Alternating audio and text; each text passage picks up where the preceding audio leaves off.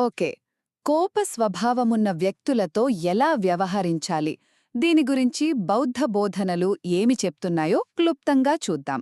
మనలో చాలామందికి ఈ అనుభవం ఉండే ఉంటుంది కదా? కొందరితో మాట్లాడితే గోడతో మాట్లాడినట్లే ఉంటుంది. ఇలాంటి పరిస్థితుల్లో మనశ్శాంతిని ఎలా కాపాడుకోవాలి?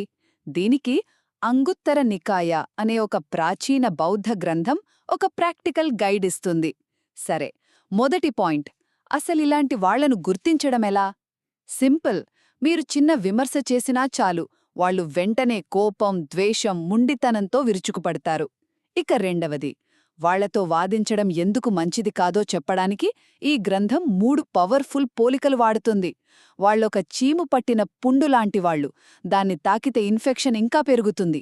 కదిపితే మండిపోయే నిప్పు కణికలాంటివాళ్లు, ఇంకా చెప్పాలంటే కదిపితే మరింత దుర్వాసన వచ్చే మలపు గుంతలాంటివాళ్లు. అమ్మో, ఈ పోలికలు వింటేనే భయమేస్తుంది కదా! మరి సొల్యూషన్ ఏంటి?